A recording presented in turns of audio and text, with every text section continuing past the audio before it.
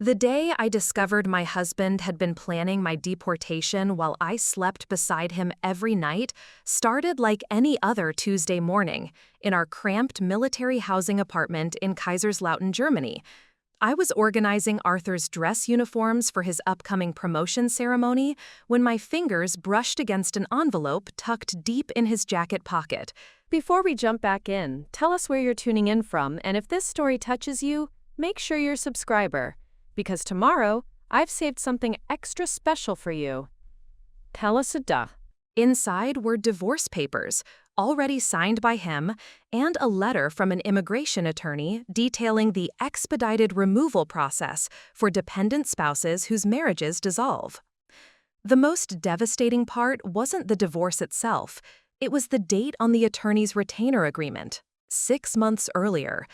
While I'd been learning German, volunteering at the base clinic, and planning our 15th wedding anniversary celebration, Arthur Hammond had been systematically planning my legal exile from the country I'd grown to love, ensuring I'd have no choice but to return to the United States with nothing but a suitcase and shattered dreams. This is how I discovered that the man I'd followed across an ocean, sacrificing my career and uprooting my entire life to support his military ambitions, had been orchestrating my removal from his life with the same precision he used to plan military operations. This is how I learned that my marriage had become his mission to complete, and I was the enemy he needed to eliminate. At 47, I never imagined I'd be staring at deportation papers in a foreign country, realizing that the past 3 years of my life had been built on a foundation of calculated deception. But this discovery would awaken something in me I didn't know existed, a fierce determination to fight for my place in this world, regardless of what any man, even one wearing military stripes, believed I deserved. Standing in our bedroom that Tuesday morning, holding those papers with trembling hands, I felt the ground shift beneath my feet in a way that had nothing to do with the military transport planes thundering overhead. The woman who had dutifully followed her husband to 3 different duty stations, who had given up her position as a nurse practitioner in Denver to become a military spouse, who had spent countless lonely nights while Arthur deployed, that woman was about to discover just how naive she'd been. I'd met Arthur at a veterans hospital in Colorado Springs 5 years earlier. He was recovering from a training injury, frustrated and impatient with the healing process. I was the nurse practitioner assigned to his case, drawn to his intensity and what I mistook for depth. He spoke passionately about his career in military intelligence, about opportunities for advancement overseas, about building something meaningful together. When he proposed after 8 months of courtship, he painted a picture of adventure and purpose. "Imagine the places we'll see, Alina," he'd said, slipping the modest diamond ring onto my finger. "The experiences we'll have. You could work in military medical facilities around the world. We'll build a life that matters." I believed every word. Our wedding was small, practical, a courthouse ceremony followed by dinner at his favorite steakhouse. Arthur's military friends attended, their wives welcoming me into what they called the sisterhood of military spouses. They shared stories of resilience, of maintaining families across continents, of the pride that came with serving alongside their husbands. I felt initiated into something noble, something larger than myself. The first 2 years of marriage unfolded across different bases in the United States. Arthur's work was demanding but predictable. I found positions at base medical clinics, adapting my skills to military protocols and the unique challenges of treating service members and their families. We lived modestly but comfortably, and I genuinely believed we were building something solid together. Then came the assignment to Germany. "This is our big break," Arthur explained over dinner one evening, his eyes bright with ambition. 3 years at Ramstein, working with NATO intelligence, the connections I'll make, the experience I'll gain, it's exactly what my career needs. "What about my career?" I asked, though I already knew the answer. He reached across the table and squeezed my hand. "You're incredibly talented, Alina. The medical facilities on base always need qualified practitioners.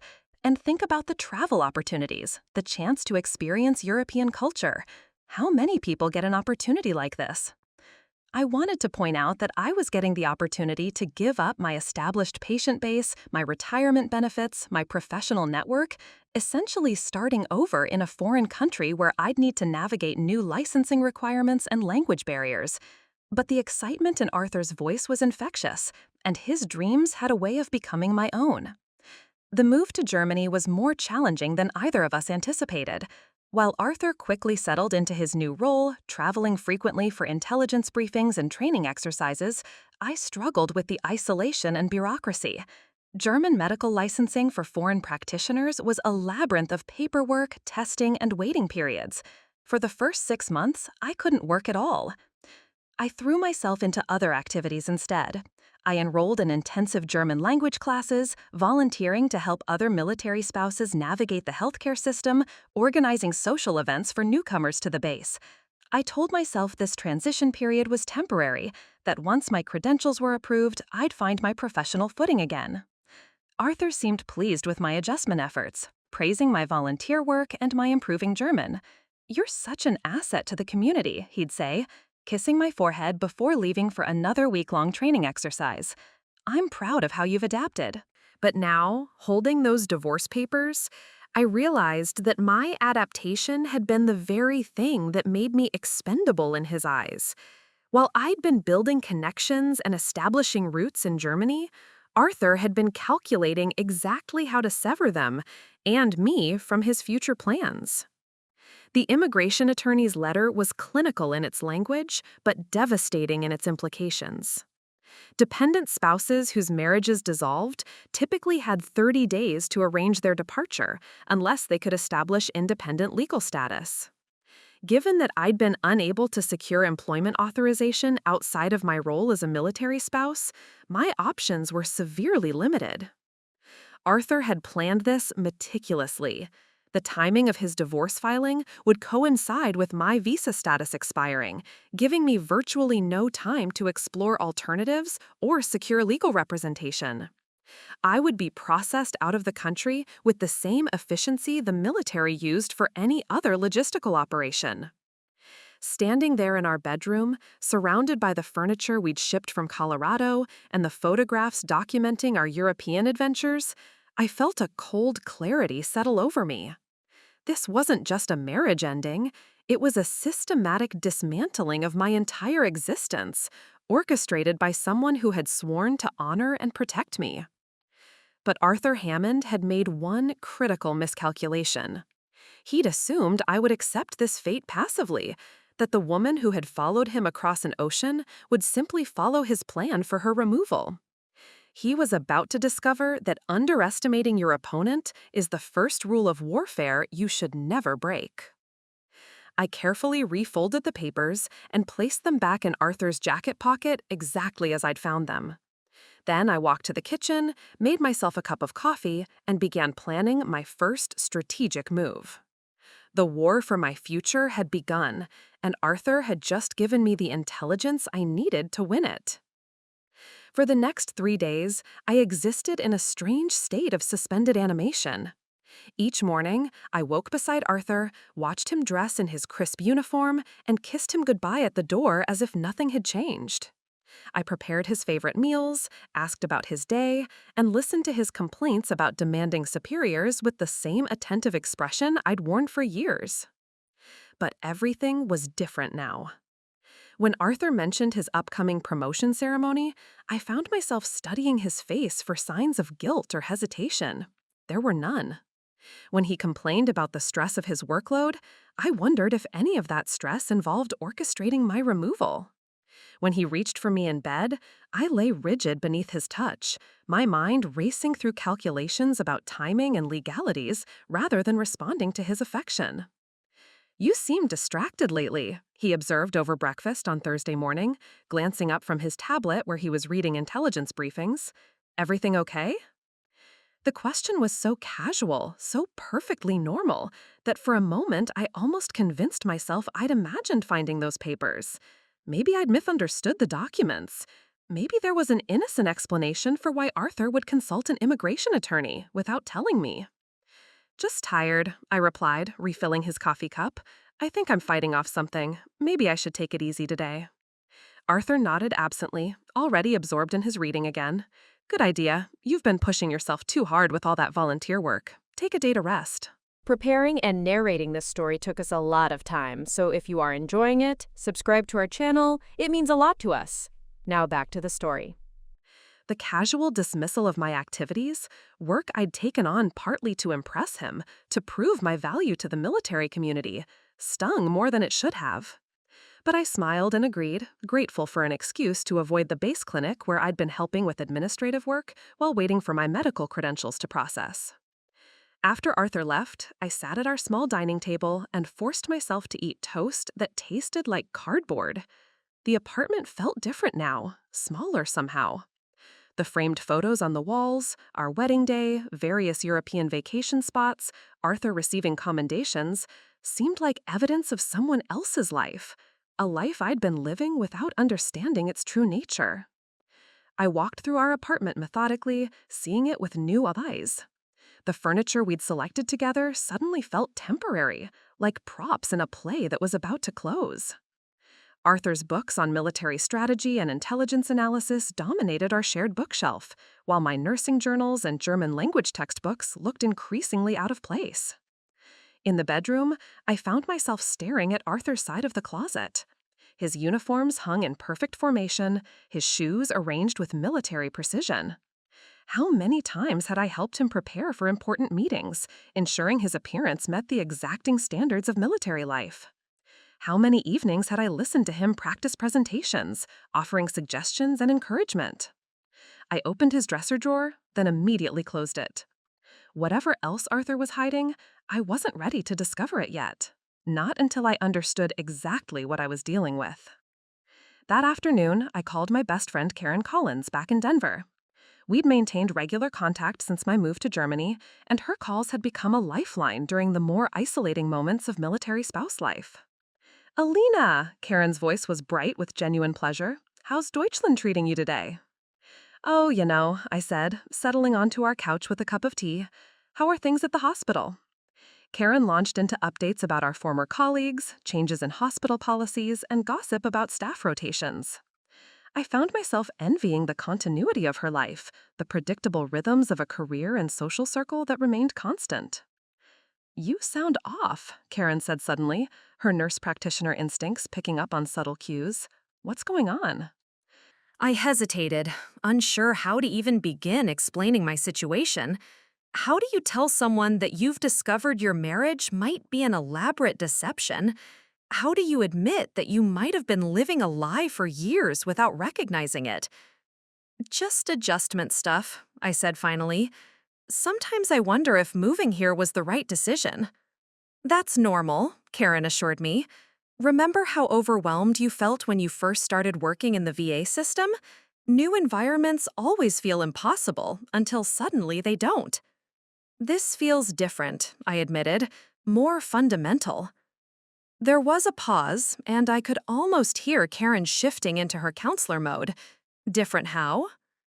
I stared out our apartment window at the neat rows of military housing, identical units housing hundreds of families in various stages of their own military journeys. Some were probably genuinely happy, building careers and families together. Others might be struggling with secrets and deceptions I couldn't even imagine. What if you discovered that someone you trusted completely had been lying to you about something major? I asked carefully. Something that affected your entire future. That's pretty vague, Alina. Are we talking about Arthur? The direct question caught me off guard. Karen had always been perceptive, but I wasn't ready for such a pointed inquiry. "Hypothetically," I said weakly. "Hypothetically," Karen repeated, her tone indicating she wasn't buying my deflection. "I guess it would depend on the nature of the lie and the motivation behind it. Some people lie to protect others. Some lie to protect themselves. The intent matters." What if the intent was entirely self-serving? Then you'd need to decide whether the relationship was worth salvaging or whether your energy would be better invested elsewhere. Her matter-of-fact tone was both comforting and terrifying. Karen had always been practical about relationships, having divorced her first husband when she discovered he'd been hiding substantial gambling debts. She'd rebuilt her life completely, including going back to school for her advanced degree.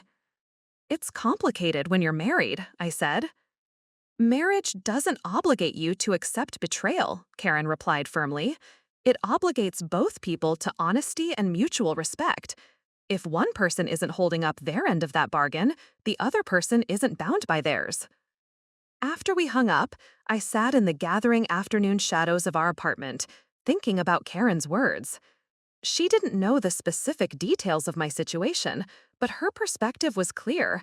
I didn't owe Arthur my acceptance of his deception simply because we were married. The sound of Arthur's key in the lock interrupted my brooding. I quickly busied myself in the kitchen, starting dinner preparations as if I'd been productively occupied all day. "How was your rest day?" Arthur asked, kissing my cheek and hanging his jacket in the closet, the jacket that contained evidence of his betrayal. "Good," I said, forcing a smile. "Quiet. How was your day?" "Productive. Had some important meetings about upcoming operations." I wondered if any of those meetings involved finalizing plans for my departure. But I nodded and asked about his preferences for dinner, playing my role in our domestic theater while my mind continued processing the reality of my situation. That night, as Arthur read beside me in bed, I stared at the ceiling and made a crucial decision. I would not confront him yet. I would not demand explanations or give him the opportunity to craft new lies to cover his deception. Instead, I would do what Arthur had taught me through his example. I would gather intelligence, plan strategically, and only act when I held all the cards. The war for my future was indeed beginning, but I would not fight it on Arthur's terms. The next morning, after Arthur left for what he claimed was a routine briefing, I began my reconnaissance mission. I started where any good intelligence operation begins, with what I already knew and what I needed to find out.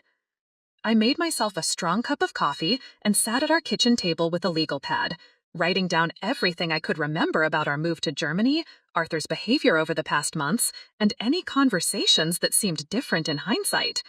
The exercise was more revealing than I'd expected. Arthur's increased travel schedule had begun about 4 months ago, right around the time that immigration attorney's retainer was dated. He'd explained the uptick in temporary duty assignments as preparation for his promotion, but now I wondered if those trips had included meetings with lawyers and divorce planners. His sudden interest in our finances had started around the same time. Arthur had always handled our banking, but recently he'd begun asking detailed questions about my credit cards, my remaining connections to financial institutions in the United States, and whether I'd closed all my American accounts. I'd assumed he was helping me fully transition to our European life. Now I realized he was cataloging my financial vulnerabilities. Most telling was his shift in how he spoke about our future. 6 months ago, Arthur had talked enthusiastically about extending our tour in Germany, possibly requesting a permanent change of station to remain in Europe. Lately, those conversations had stopped entirely. When I brought up long-term plans, he deflected with vague comments about the uncertainty of military life. With my initial assessment complete, I needed access to information I couldn't gather through memory alone. I needed to search Arthur's personal effects, his computer, and any physical documents he might have hidden. But I also needed to do it without leaving traces of my investigation. I started with his home office, a small converted bedroom where Arthur handled personal correspondence and worked on professional development projects. He'd always been particular about this space, requesting that I not clean or organize it, claiming that any disruption interfered with his concentration. Now I understood that privacy demand differently.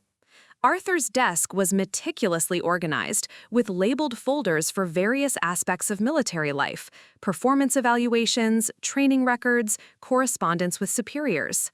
I photographed each folder's contents with my phone, being careful to return everything to its exact position. Most of the documents were routine military paperwork, but buried in a folder labeled Administrative, I found copies of visa renewal applications, all dated after his immigration attorney consultation. The applications were filled out in Arthur's precise handwriting, but they contained information I'd never provided. Under spouse employment status, he'd written unemployed by choice. Under future immigration plans, he'd checked no intention to pursue permanent residency. These were lies designed to make me appear less invested in remaining in Germany, less worthy of consideration for independent status. In his filing cabinet, I discovered a folder I'd never seen before: personal legal matters. Inside were copies of documents related to our marriage certificate, my passport information, and a timeline written in Arthur's handwriting that mapped out what he called transition milestones. The timeline started 6 months earlier and extended 3 months into the future, with notations like attorney consultation, initial filing, spouse notification, and departure arrangements. I photographed everything, my hands shaking slightly as I realized how thoroughly Arthur had planned this operation. He'd approached our divorce with the same methodical precision he applied to military intelligence gathering, treating me like a problem to be solved rather than a person whose life would be destroyed. The most damaging discovery was in his computer, which I accessed using a password I'd seen him enter countless times: the date of his military commission combined with his social security number. Arthur had always been predictable with passwords, a habit I'd teased him about but never thought to exploit. His email revealed months of correspondence with the immigration attorney, a man named Wayne Depp, whose practice specialized in what he called efficient resolution of dependent status complications. Their exchanges were businesslike and cold, discussing my case as if I were a logistical challenge rather than a human being. "Mrs. Hammond has established minimal independent ties to Germany," Depp had written in one email. "Her employment authorization depends entirely on her dependent status. Once marriage dissolution is filed, she'll have limited options for remaining in country legally. Standard processing timelines should ensure smooth transition." Arthur's response had been equally clinical. "Timeline remains acceptable. Wife has no independent legal knowledge and limited financial resources. Anticipate minimal complications." Reading those words, I felt a cold fury settle in my chest. Arthur had analyzed my vulnerabilities with the same detachment he'd used to assess enemy capabilities. He'd identified my weaknesses, my financial dependence, my legal ignorance, my social isolation, and crafted a strategy to exploit them. But Arthur had made a critical error in his intelligence assessment. He'd underestimated my capacity to learn, adapt, and fight back. I continued reading their correspondence, taking screenshots of every exchange. The lawyers had discussed timing the divorce filing to coincide with my visa renewal period, when I'd be most vulnerable to immediate deportation. They'd planned to serve me with papers during one of Arthur's training exercises, when I'd have no immediate support and limited time to respond. Most revealing was an email thread about Arthur's motivation for the divorce. When Depp had asked whether reconciliation was possible, Arthur had been brutally honest. "Marriage has served its purpose. Wife was useful for establishing stable family image required for security clearance upgrade and overseas assignments. Now pursuing opportunities that require different personal circumstances." I sat back in Arthur's chair, staring at those words on his computer screen. Our entire marriage, from his perspective, was a career move. I'd been an accessory to his professional advancement, as replaceable as an outdated piece of equipment. The final piece of evidence I needed was in Arthur's phone, which he'd left charging on his nightstand while he showered that morning. I'd memorized his unlock pattern months earlier, during a moment when he'd asked me to check a message while he was driving. Going through his recent calls and messages revealed the full scope of his planning. He'd been in contact with a civilian woman named Rose Hevers, who worked for a defense contractor in Stuttgart. Their text exchanges were flirtatious and frequent, including discussions about weekend trips and dinner plans. Arthur had told me he was attending military exercises on those dates. But it wasn't just an affair, it was another calculated relationship move. Rose had connections to high-level defense contracts that could advance Arthur's post-military career. She represented his next strategic alliance, just as I had represented his previous one. I downloaded backup copies of everything I'd found, storing them in a secure cloud account Arthur didn't know about. Then I carefully returned his phone to its exact position and deleted any trace of my activity from his computer's browser history. As I heard Arthur's shower turn off, I quickly moved to the kitchen and began preparing lunch, the picture of domestic normalcy. When he emerged, dressed in civilian clothes for his afternoon training session, I was cutting vegetables for a salad. "Lunch smells good," he said, kissing my forehead. "I'll probably be late tonight. This exercise is more complex than expected." "No problem," I replied with a smile. "I'll keep dinner warm for you." Arthur grabbed his keys and headed for the door, pausing to straighten his collar in the hallway mirror. "You know I love you, right?" he said, the words sounding hollow after everything I'd discovered. "I know," I replied, because it was easier than the truth. After he left, I sat at our kitchen table with my phone, scrolling through the evidence I'd gathered. In just one morning, I'd uncovered a conspiracy that had been months in the making. Arthur hadn't just planned to divorce me, he'd planned to eliminate every option I had for remaining in Germany, ensuring I'd be forced to return to the United States with nothing while he pursued his next career opportunity with Rose. But Arthur had taught me something valuable about intelligence work. Information is only powerful when you know how to use it, and I was just beginning to understand how to use what I'd learned. The investigation phase was complete. Now, it was time to start planning my counteroffensive. Over the next week, I assembled the complete picture of Arthur's deception with the methodical precision of a prosecutor building a case. Each day brought new revelations that deepened my understanding of how thoroughly I'd been manipulated, and how long Arthur had been planning my elimination from his life. The timeline I constructed was devastating in its clarity. Arthur's divorce planning had begun not 6 months ago, as I'd initially thought, but over a year earlier. I discovered this when I found a hidden folder on his laptop labeled Career Transition that contained correspondence dating back to our first year in Germany. The earliest emails were with a military career counselor who specialized in helping officers transition to lucrative private sector positions. Arthur had been explicit about his goals. He wanted to position himself for maximum advancement opportunities in defense contracting after his military service ended. The counselor had been equally explicit about what that required. "Family stability and security clearance are your primary assets," the counselor had written. "However, for the level of positions you're targeting, you'll need to consider geographic flexibility and social connectivity.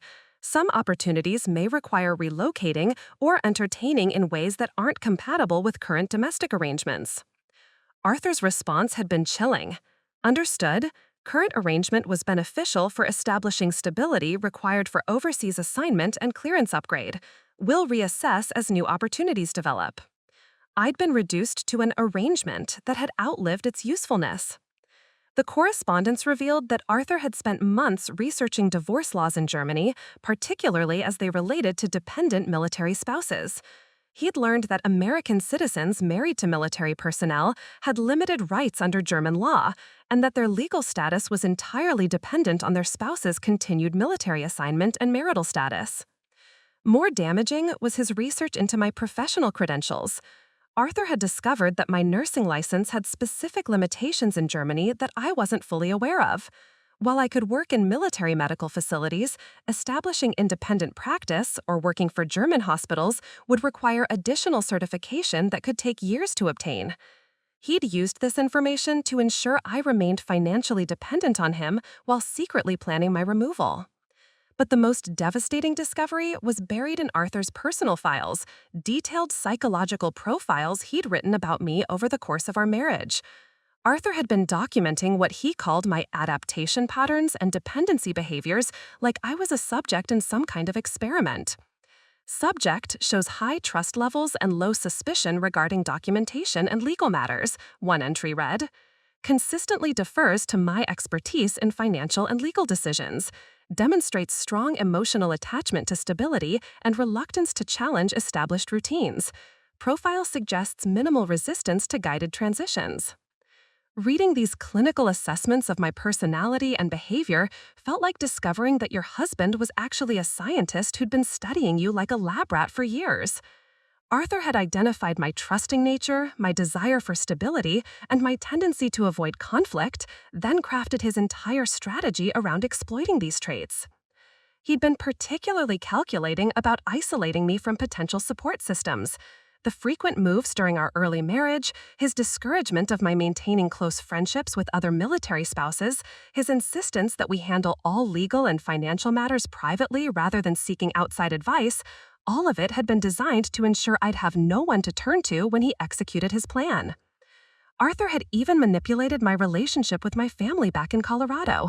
I discovered emails where he'd corresponded with my sister Anna about my adjustment difficulties in Germany, painting a picture of me as emotionally unstable and overly dependent on him. He'd positioned himself as the patient, supportive husband dealing with a wife who couldn't handle military life, laying groundwork for a narrative where divorce would seem like a reasonable solution to an impossible situation. The scope of his deception extended beyond our marriage into his professional relationships as well. Arthur had been cultivating connections with Rose Heathers for over 8 months, using their developing relationship to network with her defense contractor colleagues while maintaining his marriage to me for appearance and security clearance purposes. Their relationship had progressed far beyond the casual affair I'd initially assumed. Rose had been attending military social functions with Arthur as his colleague, meeting his superiors and their wives, while I remained home, told that spouses weren't invited to these particular events. She'd been learning about his career goals, his security clearance level, and his financial situation while helping him map out post-military opportunities that would require him to be single and geographically flexible. Most shocking was discovering that Rose knew about me and had actively participated in planning my removal. In one email exchange, she'd suggested timing the divorce to coincide with her own job transition to a position in Washington, D.C., where Arthur could join her after his military service ended. "Once your domestic situation is resolved," she'd written, "we can move forward with the D.C. plan. My contacts there are expecting someone unencumbered by previous commitments." Arthur had responded, "Timeline on track. Subject will be transitioned out efficiently with minimal complications. Domestic obligations will be fully resolved before my ETS date." They'd discussed me like I was a contract that needed to be terminated rather than a human being whose life would be destroyed by their plans. But perhaps the most revealing discovery was Arthur's financial preparation for the divorce. He'd been systematically moving money out of our joint accounts and into separate accounts I didn't know about. Our tax returns, which I'd signed without reviewing carefully, had been prepared in a way that minimized my apparent financial contributions to our marriage and maximized Arthur's individual earnings. He'd also been documenting what he called my frivolous spending on things like German language classes, volunteer work supplies, and small personal purchases I'd made without consulting him. Arthur was building a case that I was financially irresponsible and had contributed nothing of value to our marriage, laying groundwork for a divorce settlement that would leave me with minimal resources. The immigration attorney's files, which I accessed through Arthur's email, contained detailed strategies for expediting my departure from Germany. They'd researched every possible avenue I might use to remain in the country independently and had developed counterarguments for each option. Arthur had provided them with intimate knowledge of my personality, my fears, and my limitations to help them craft an approach that would overwhelm my ability to respond effectively. "Subject has demonstrated conflict avoidance and authority deference patterns," Arthur had written in one assessment. "Direct pressure combined with time constraints should result in compliance with departure timeline. Subject unlikely to seek independent legal counsel or challenge official proceedings." As I read through months of correspondence, financial records, and personal assessments, I felt a cold clarity settle over me. This wasn't just a marriage ending badly, it was a systematic campaign to destroy my life, orchestrated by someone who knew me better than anyone else in the world and had used that knowledge as a weapon against me. Arthur had studied me, analyzed me, and planned my destruction with the same professional competence he brought to military intelligence operations. He'd treated our marriage like a long-term undercover assignment, gathering information he could use against me when the mission parameters changed. But Arthur had made one critical error in his planning.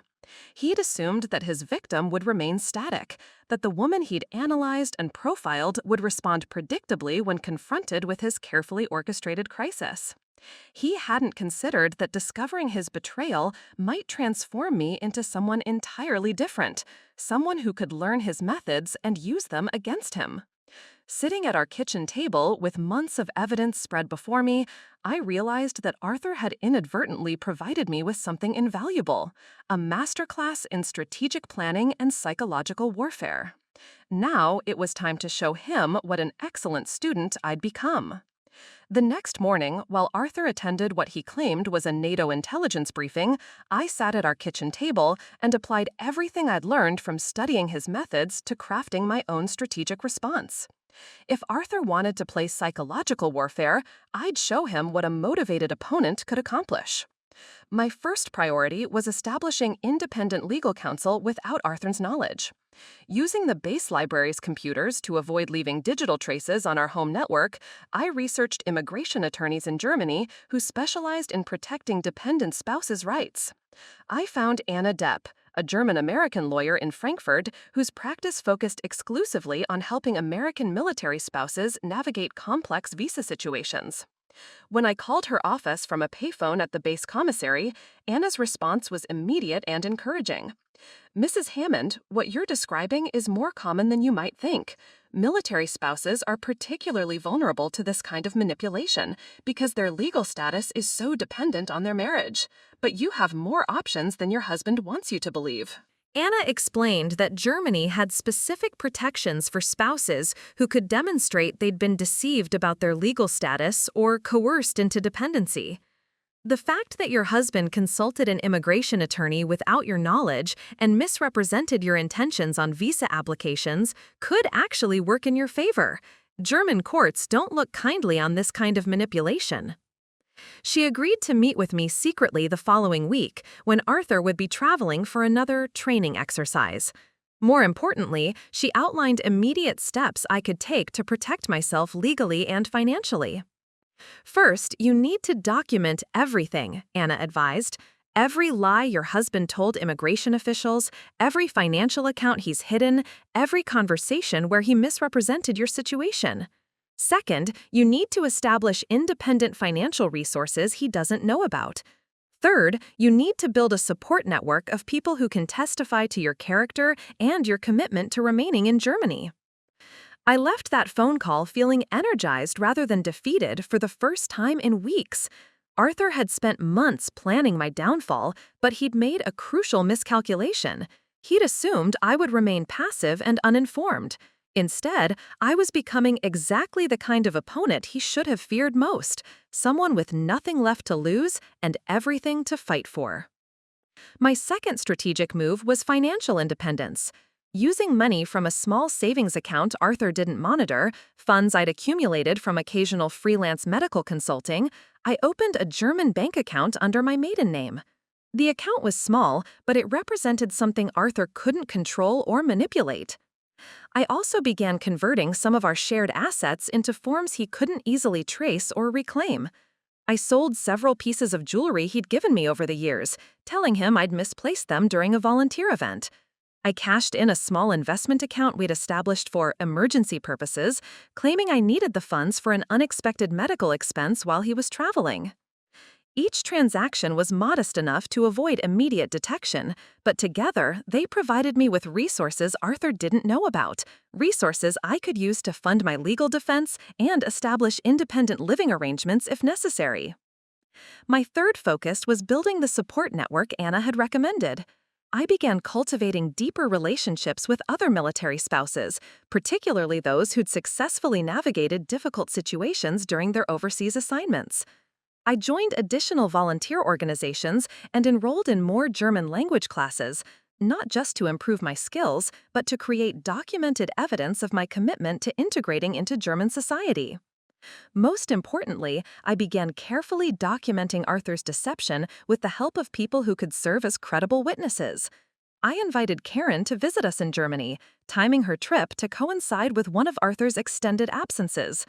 During her visit, I showed her some of the evidence I'd gathered, establishing a witness who could testify to both Arthur's deception and my genuine surprise at discovering it.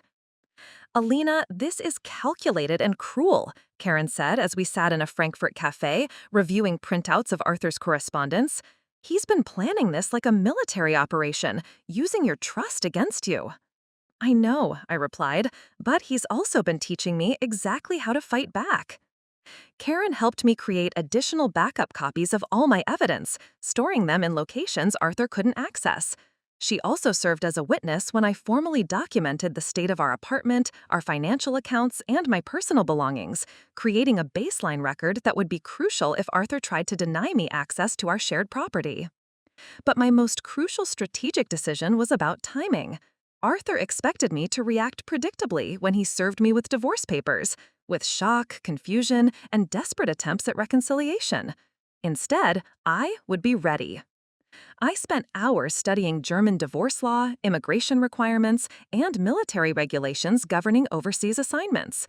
I learned that Arthur's plan to expedite my departure wasn't as ironclad as he believed. Military spouses had specific protections under both German law and military regulations that Arthur had failed to consider fully. More importantly, I discovered that Arthur's relationship with Rose Heathers potentially violated military regulations governing fraternization and conflict of interest. If I could prove he'd been using his security clearance to benefit her defense contractor employer while planning to join her company after his military service, I could create serious professional consequences for him. By the end of 2 weeks, I had assembled my own comprehensive strategy. I had legal representation Arthur didn't know about, financial resources he couldn't control, documented evidence of his deception, and a thorough understanding of my legal rights and options. But I also had something Arthur had never possessed in our relationship: moral clarity. Unlike his calculated manipulation, my strategy was based on truth, justice, and legitimate self-defense. I wasn't trying to destroy Arthur out of spite. I was trying to save myself from the destruction he'd planned for me. The woman who had trusted blindly was gone. In her place was someone who had learned to think strategically, act decisively, and fight for her own survival. Arthur was about to discover that his greatest tactical error had been underestimating his opponent. While Arthur believed he was orchestrating my systematic isolation and dependency, I was quietly building an entirely new version of myself, one he'd never seen coming. The woman who had deferred to his expertise and avoided challenging his authority was disappearing, replaced by someone who understood her own power and wasn't afraid to use it. My transformation began with small acts of independence that Arthur didn't notice because he'd stopped paying attention to me as a person. I started making decisions without seeking his input or approval, choosing my own schedule, my own activities, my own goals. For the first time in our marriage, I was living according to my own priorities rather than organizing my life around his needs and preferences.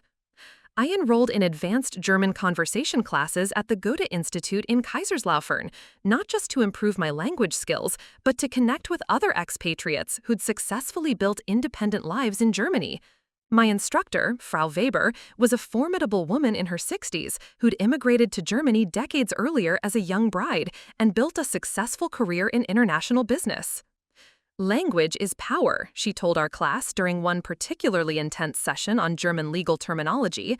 When you can communicate effectively in a country's language, you can advocate for yourself. You're not dependent on others to interpret your rights or represent your interests. Her words resonated deeply with my situation. Arthur had controlled our interactions with German bureaucracy, handling all our official correspondence and serving as translator during important meetings. I'd been grateful for his help, not recognizing that this dependency was another form of control he'd deliberately maintained.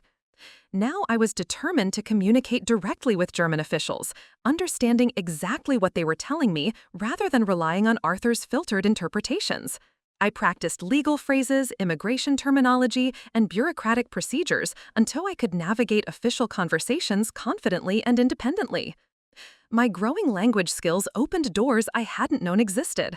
I connected with other American women who'd successfully established independent lives in Germany, learning about resources and opportunities Arthur had never mentioned.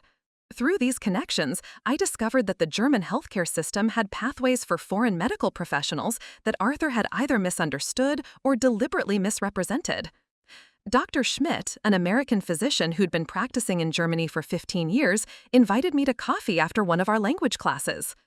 "Your husband may not have given you complete information about professional licensing," she said carefully when I explained my situation.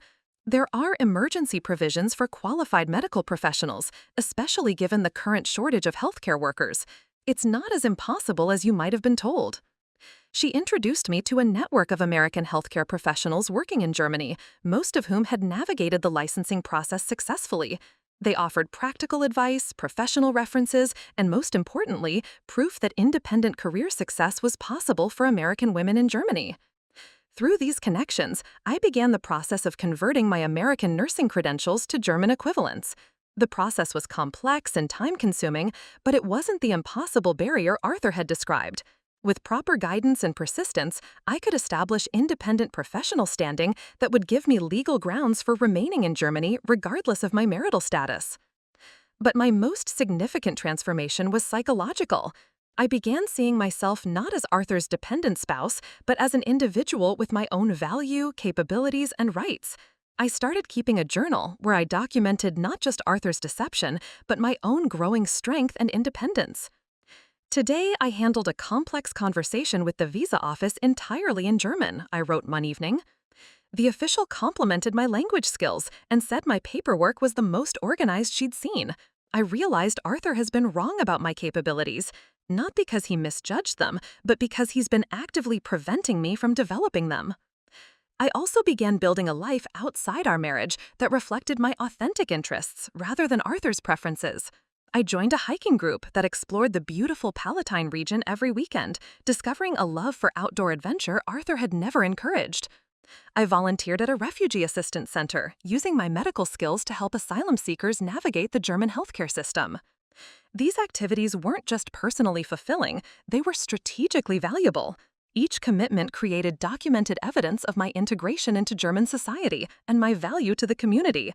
Every person I helped, every relationship I built, every skill I developed strengthened my case for remaining in Germany independently. Most importantly, I was building confidence in my own judgment and decision-making abilities. For years, Arthur had positioned himself as the expert on everything, from financial planning to career decisions to social interactions. I'd accepted his expertise, partly out of genuine respect for his intelligence, but partly because it was easier than developing my own competence in these areas. Now I was discovering that I was far more capable than either Arthur or I had realized.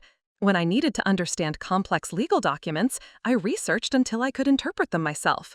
When I faced bureaucratic challenges, I learned to navigate them independently. When I needed professional advice, I sought out qualified experts rather than relying on Arthur's often incomplete or biased interpretations. The woman Arthur had married was someone who'd been willing to subordinate her own needs and capabilities to support his ambitions. The woman I was becoming was someone who understood her own worth and wouldn't accept being treated as disposable. As Arthur continued his secret planning for my removal, I was secretly planning my independence. While he researched ways to expedite my departure from Germany, I was researching ways to establish permanent legal status. While he documented my supposed weaknesses and dependencies, I was developing strengths and capabilities he'd never seen. The most satisfying aspect of my transformation was that Arthur remained completely unaware of it. His psychological profiles had been accurate descriptions of who I was when he wrote them, but he'd failed to consider that people could change, especially when they discovered they were fighting for their survival. By the time Arthur was ready to execute his plan, I would no longer be the vulnerable, dependent spouse he'd studied and analyzed. I would be someone entirely new, someone who could fight him on equal terms and win. 3 weeks after discovering Arthur's divorce papers, I received the call I'd been expecting. Anna Depp's voice was calm but urgent when she reached me at the Refugee Assistance Center where I'd been volunteering. "Alina, we need to meet today. Your husband has accelerated his timeline. My contacts at the immigration office tell me he's filed preliminary paperwork to expedite your visa review. He's claiming there are changed circumstances that require immediate attention to your legal status." I felt my pulse quicken, but not with the panic Arthur would have expected. Instead, I felt the focused clarity that comes with knowing your moment of truth has arrived. "How much time do we have?" I asked, stepping outside the center to ensure privacy. "Based on the paperwork trail, I estimate he'll serve you with divorce papers within the next week. Once that happens, you'll have very limited time to respond before the immigration consequences kick in. We need to file our preventive motions immediately." That afternoon, I met Anna at her Frankfurt office, where we finalized the legal strategy we'd been developing over the past weeks. The conference room was filled with documents, case files, and evidence I'd gathered documenting Arthur's deception and my own efforts to establish independent status in Germany. "Your husband made several critical mistakes," Anna explained, spreading out copies of Arthur's communications with his immigration attorney. "First, he misrepresented your intentions and circumstances to German officials without your knowledge or consent. That's not just unethical, it's potentially fraudulent under German law." She pointed to specific examples where Arthur had claimed I was uninterested in permanent residency and planning to return to the United States regardless of marital status. "These statements directly contradict the evidence you've gathered showing your active efforts to integrate into German society and establish professional credentials here." "Second," Anna continued, "he's violated military regulations governing conflicts of interest and personal relationships. His relationship with Rose Heathers, combined with his plans to join her defense contractor after his military service, creates serious ethical violations we can report to his command structure. But most importantly," she said, her voice taking on an edge of satisfaction, "he's underestimated German family court. They don't appreciate manipulation and deception, especially when it involves attempts to coerce a spouse into accepting unfavorable outcomes through legal intimidation." Anna had prepared a comprehensive filing that would accomplish several goals simultaneously. We would request an emergency injunction preventing Arthur from taking any actions that would affect my visa status without court approval. We would file formal complaints with both German immigration authorities and Arthur's military command regarding his misrepresentations and ethical violations. And we would initiate proceedings to establish my independent right to remain in Germany based on my professional qualifications and community integration. "The key is timing," Anna emphasized. "We need to file these motions before Arthur serves you with divorce papers. Once we're on record with the courts and immigration authorities, he can't blindside you with his expedited removal strategy." That evening, I returned home to find Arthur in an unusually good mood. He was humming while preparing dinner, something he rarely did, and seemed more relaxed than I'd seen him in months. "Good day at work?" I asked, settling at our kitchen table and watching him move around our small kitchen with unusual energy. "Very productive," he replied, not meeting my eyes. "Several important projects are finally coming together. Should be some significant developments soon." I nodded and smiled, playing my role as the unsuspecting wife, while internally marveling at his ability to seem genuinely cheerful while planning my destruction. "That's wonderful. You've been working so hard. You deserve some good news." "How was your volunteer work?" he asked, and I caught something in his tone, a dismissive casualness that suggested he was already mentally categorizing my activities as soon-to-be irrelevant. "Rewarding as always," I replied. "I'm really making connections in the community. It feels like I'm building something meaningful here." Arthur's smile faltered slightly at that comment, and I realized I'd hit a nerve. He didn't want to hear about my growing independence or community integration. It complicated his narrative about my unsuitability for life in Germany. That night, as Arthur slept beside me with the untroubled rest of someone confident in their plans, I lay awake reviewing every aspect of my preparation. Tomorrow, Anna would file our legal motions. Within days, Arthur would attempt to serve me with divorce papers, expecting to find a shocked, helpless wife ready to accept his terms for expedited removal. Instead, he would discover that his carefully planned surprise attack had walked into a comprehensive defensive strategy he'd never seen coming. I thought about the woman I'd been just a month ago, trusting, deferential, dependent on Arthur's expertise and guidance. That woman would have been devastated by Arthur's betrayal, overwhelmed by the legal complexity, and ultimately defeated by his superior preparation and resources. But I wasn't that woman anymore. I was someone who'd learned to think strategically, act independently, and fight for her own survival. I'd studied Arthur's methods and turned them against him. I'd built alliances he didn't know about, developed capabilities he'd tried to suppress, and prepared defenses for attacks he thought would catch me completely off guard.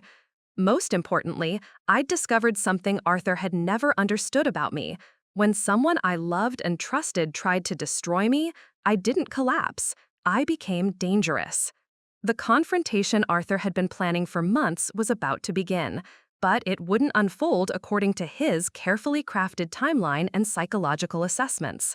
For the first time in our marriage, Arthur was about to discover what happened when he faced an opponent who was just as intelligent, just as determined, and far more motivated than he'd ever imagined possible. The confrontation came on a Thursday morning, exactly as Anna had predicted. Arthur left for work at his usual time, kissing my cheek and mentioning casually that he might be late because of an important meeting. What he didn't know was that his important meeting was with a process server who would be delivering divorce papers to our apartment at precisely 10 a.m., papers I was already prepared for. I watched from our kitchen window as the server approached our building, then calmly opened the door before he could knock. "Mrs. Hammond?" he asked, consulting his clipboard. "Yes," I replied, accepting the envelope with steady hands. "Thank you." After he left, I sat at our kitchen table and opened the papers Arthur expected would devastate me. Instead, I felt a cold satisfaction as I reviewed documents that contained several critical errors that would work in my favor when Anna presented our counterfiling to the court. Arthur had scheduled the process serving for a day when he'd be off base, giving him plausible deniability about the timing while ensuring he could monitor my reaction. What he didn't expect was that I wouldn't call him in tears or desperation. Instead, I sent a simple text. "Received some legal documents today. We need to talk when you get home." His response came within minutes. "On my way. Don't do anything rash." Arthur arrived home 20 minutes later, his face a careful mask of concerned confusion. "Alina, what's this about legal documents? Did something happen with your visa paperwork?" I had to admire his performance. If I hadn't known better, I would have believed his bewildered act completely. "Divorce papers, Arthur," I said calmly, sliding the documents across our kitchen table. "Filed by you, apparently." His expression shifted through surprise, concern, and finally resignation with practiced smoothness. "Alina, I can explain. This isn't how I wanted you to find out, but given everything that's been happening with our relationship—" "Everything that's been happening," I interrupted, my voice still controlled. "Such as?" Arthur sat down across from me, adopting the patient, reasonable tone he used when explaining complex military procedures. "We've been growing apart for months. You've seemed unhappy here, struggling with the adjustment to German life. I thought it might be best for both of us to consider our options before things got worse." It was masterfully done, presenting himself as the caring husband making a difficult decision for our mutual benefit. If I'd been the woman he'd profiled, I might have accepted his narrative and agreed that divorce was the reasonable solution to our problems. Instead, I opened my laptop and turned the screen towards him. "Is that why you've been corresponding with immigration attorney Wayne Depp for 6 months, planning what he calls my expedited removal from Germany?" Arthur's carefully controlled expression cracked for just a moment, long enough for me to see genuine shock before he recovered. "I don't know what you're talking about." "Or why you've been documenting my adaptation patterns and dependency behaviors like I was a subject in a psychological experiment." I clicked to another file. "Here's a particularly interesting assessment. Subject unlikely to seek independent legal counsel or challenge official proceedings." The color drained from Arthur's face as he realized the scope of what I'd discovered. "Alina, you've misunderstood."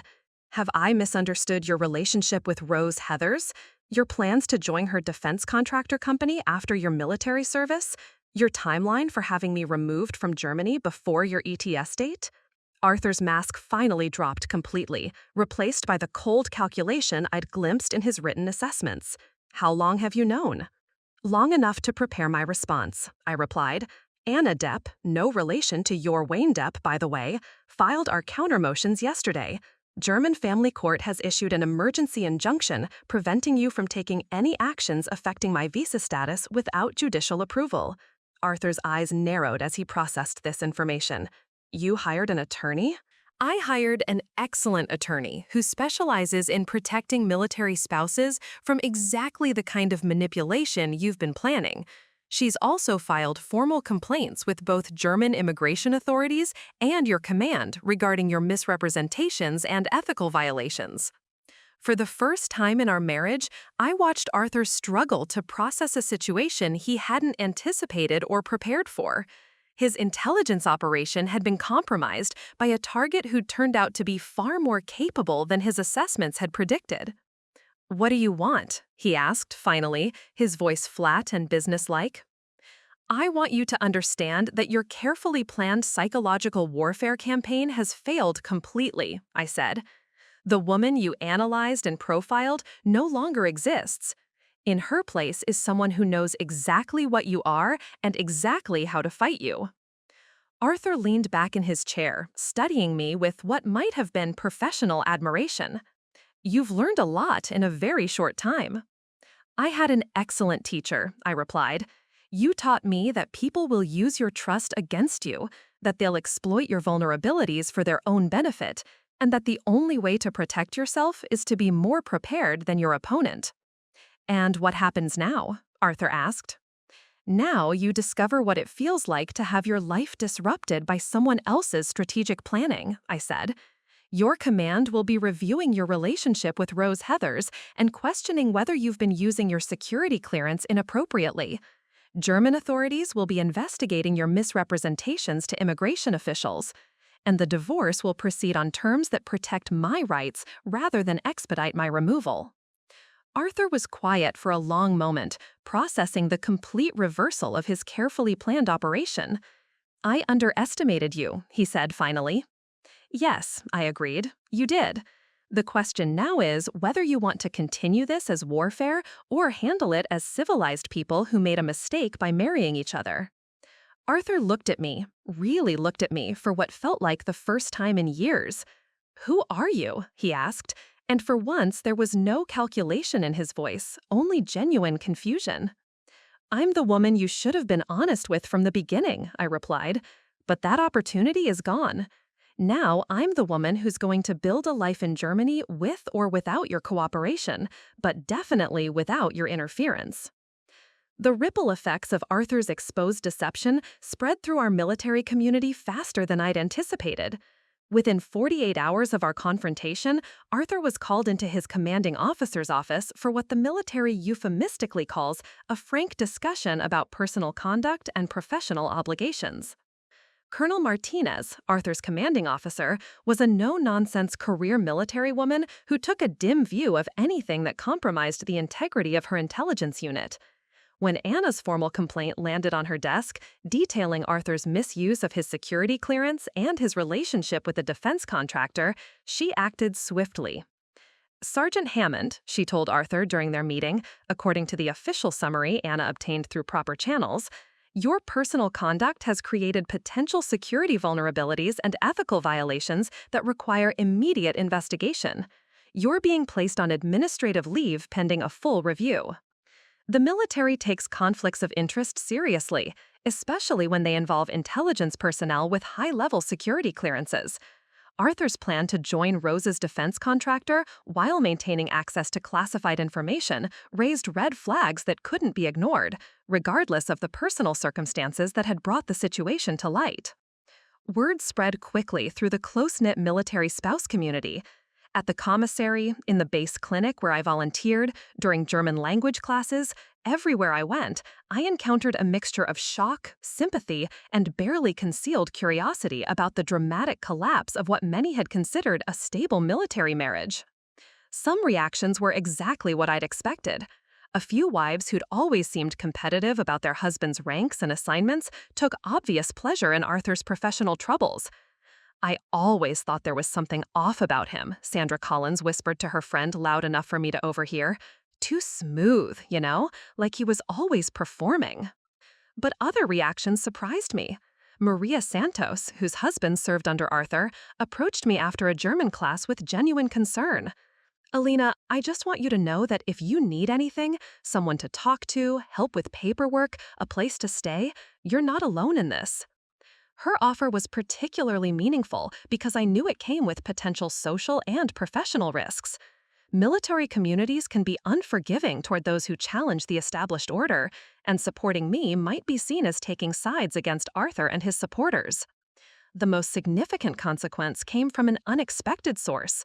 Rose Heathers, the woman who'd been Arthur's planned future, found herself under scrutiny from her own employer. Defense contractors are extremely sensitive about any situation that might compromise their security clearances or relationships with military clients. When Rose's company learned about her relationship with Arthur and his involvement in classified intelligence work, they immediately launched their own investigation. The possibility that confidential information might have been shared inappropriately, even inadvertently, was enough to put Rose's career in jeopardy. Word spread quickly through the close-knit military spouse community. At the commissary, in the base clinic where I volunteered, during German language classes, everywhere I went, I encountered a mixture of shock, sympathy, and barely concealed curiosity about the dramatic collapse of what many had considered a stable military marriage. Some reactions were exactly what I'd expected. A few wives who'd always seemed competitive about their husbands' ranks and assignments took obvious pleasure in Arthur's professional troubles.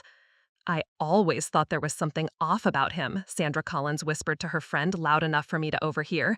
Too smooth, like he was always performing. But other reactions surprised me.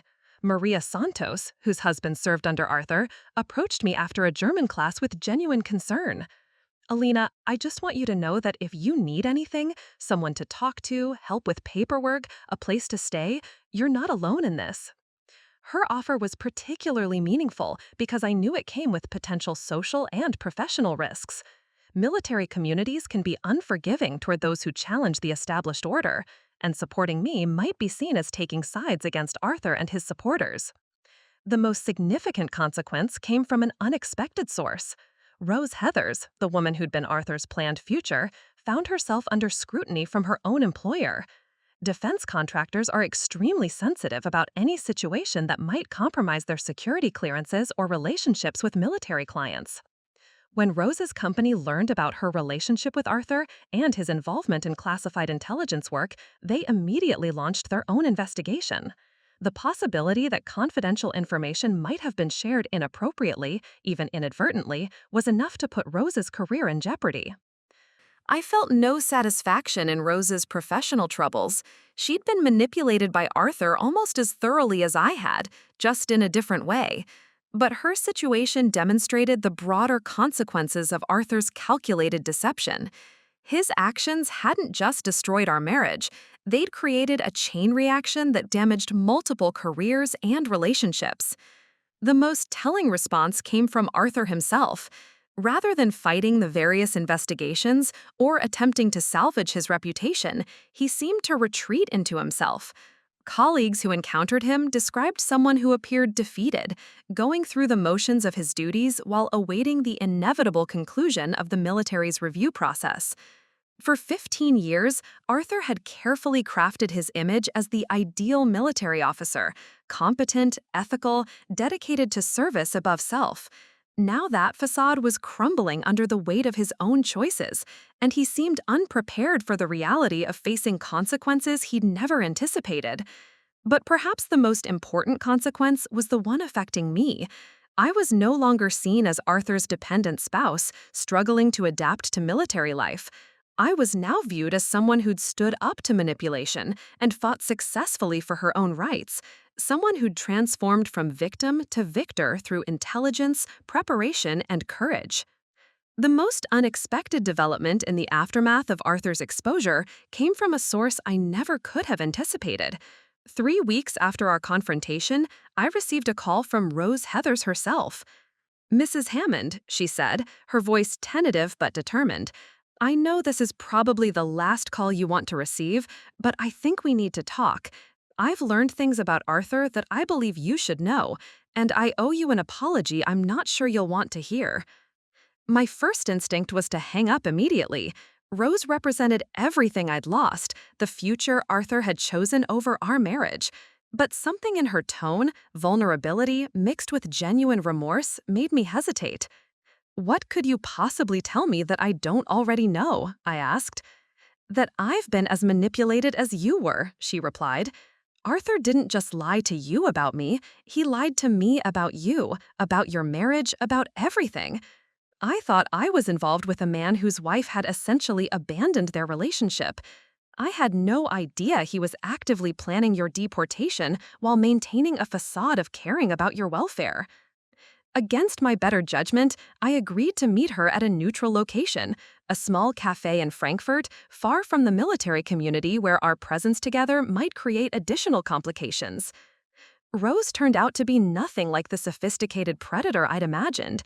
She was roughly my age, with tired eyes and the appearance of someone who'd recently had her own world turned upside down. When she spoke, it became clear that Arthur had crafted a completely different narrative for her than the one he'd maintained with me. "He told me you were essentially living separate lives," she said, "that you'd grown apart years ago but stayed married for convenience and financial reasons. He said you were planning to return to the United States, regardless of what happened with your marriage, that you'd never really adapted to life in Germany." As she described Arthur's version of our relationship, I realized he'd created mirror image deceptions for both of us. While telling me that Rose was a casual professional contact, he'd told her that I was an indifferent spouse, counting down the days until I could leave Germany. Each of us had been presented with a version of the other that made Arthur's betrayal seem reasonable, even considerate. "The worst part," Rose continued, "is that I genuinely cared about him. I thought we were building something real together, based on honesty and shared goals. I had no idea I was just another strategic alliance in his career advancement plan." Her words sparked an unexpected emotion in me, not forgiveness exactly, but a kind of recognition.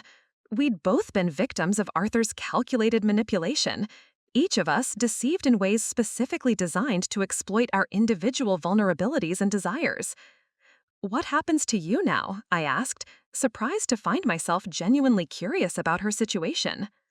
"My security clearance is under review, my company is conducting their own investigation, and my professional reputation is essentially destroyed," she said, matter-of-factly. "But I'll survive. I have family support, savings, and skills that aren't dependent on clearance status. What about you?" I found myself explaining my legal battle, my efforts to establish independent status in Germany, and my growing confidence in my ability to build a life separate from Arthur's plans for me. As I spoke, I realized I was describing my transformation to someone who understood exactly what it meant to discover that someone you trusted had been systematically deceiving you. Our conversation lasted nearly 2 hours, evolving from wary confrontation to something approaching mutual understanding. Neither of us had chosen to be adversaries, and both of us had been manipulated by someone we'd believed cared about our welfare. When we parted, Rose made an offer that surprised me. "If you ever need character witnesses for your immigration proceedings, people who can testify to Arthur's capacity for deception and manipulation, I'm willing to help. It's the least I can do after being an unwitting part of his plan to destroy your life." I left that meeting with a profound realization. Arthur's greatest miscalculation hadn't been underestimating me. It had been underestimating the power of truth to create unexpected alliances between people he'd tried to set against each other. 6 months after discovering Arthur's divorce papers hidden in his jacket pocket, I stood in the Frankfurt family court wearing my best professional suit and carrying a folder thick with documentation of my journey from dependent military spouse to independent German resident. Judge Weber, a sharp-eyed woman in her 50s, reviewed the case files with the methodical thoroughness that German courts are known for. Anna sat beside me, radiating quiet confidence as we waited for the judge's decision on my petition for independent residency status. "This is a most unusual case," Judge Weber began, her English precise and formal. "Rarely do we see such systematic deception combined with such comprehensive documentation of the deception itself." Arthur sat at the opposite table with his attorney, looking smaller somehow than the commanding military officer I'd married.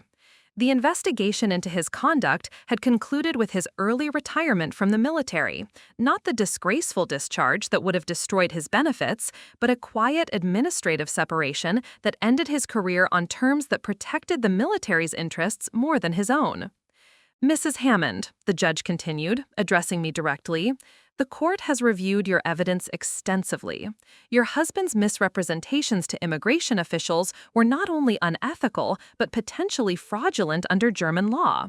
More importantly, your own efforts to integrate into German society demonstrate a genuine commitment to building a life here independent of your marital status. She held up a thick folder of testimonials from my volunteer work, my German language instructors, medical colleagues who'd worked with me, and community members who could attest to my character and contributions. The German Medical Board has confirmed that your nursing credentials are fully transferable and that you've already completed most requirements for independent practice authorization. Your language proficiency exceeds the minimum requirements for professional certification. Your volunteer work demonstrates both professional competence and community integration. Anna squeezed my hand under the table as Judge Weber reached the crucial section of her ruling. Most significantly, this case represents exactly the kind of spousal manipulation that German family law is designed to prevent. No person should face removal from a country where they've established legitimate residence simply because their spouse has decided to terminate the marriage for personal convenience. The judge's next words were the ones I'd been waiting to hear for months. The court grants Mrs. Hammond's petition for independent residency status. This status is not dependent on her marital circumstances and provides a pathway to permanent residency based on her professional qualifications and community integration. Arthur's shoulders sagged as Judge Weber delivered the final component of her ruling. Additionally, Mr. Hammond will be responsible for all legal costs associated with both the divorce proceedings and Mrs. Hammond's immigration case, as these expenses were necessitated by his deceptive conduct. As we left the courthouse, Anna was practically glowing with professional satisfaction. That was as complete a victory as we could have hoped for, she said. You not only avoided deportation, you established independent legal status stronger than what you had as a military spouse. But the real victory wasn't the legal decision. It was the woman I'd become in fighting for it. 6 months ago, I'd been someone who deferred to Arthur's expertise on every important decision.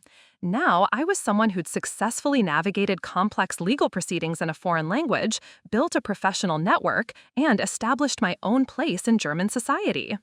Arthur approached me as I stood on the courthouse steps, savoring my first moment as a legally independent resident of Germany. "Congratulations," he said quietly. "You've become someone I never expected you could be." "No," I replied, looking at him clearly for perhaps the first time in our entire marriage. "I've become someone I always was, but you never bothered to notice." 1 year after discovering Arthur's hidden divorce papers, I stood in the main hospital of Kaiserslautern wearing scrubs with my name embroidered in both English and German, Alina Depp, Krankenschwester. I'd legally changed my name back to my maiden name as part of finalizing my independence, and the German Medical Board had officially recognized my credentials 6 months earlier. My first day as a fully licensed nurse practitioner in the German healthcare system felt like stepping into a life I'd never imagined possible. The woman who'd been told by her husband that establishing independent professional credentials in Germany was virtually impossible was now supervising a team of nurses in one of the region's most respected medical facilities. Dr. Schmidt, the American physician who'd first encouraged me to pursue German medical licensing, greeted me during morning rounds. "How does it feel to be officially German medical staff?" she asked, with a knowing smile. "Like coming home, to a place I never knew existed," I replied honestly. My apartment in downtown Kaiserslautern had evolved into a true home over the past year. Karen had visited 3 times, marveling at my transformation each time she saw me. "You're like a completely different person," she'd said, more confident, more yourself somehow. But the most meaningful change was internal. I'd learned to trust my own judgment, to make decisions based on my own values rather than someone else's expectations, and to build relationships founded on honesty rather than strategic advantage.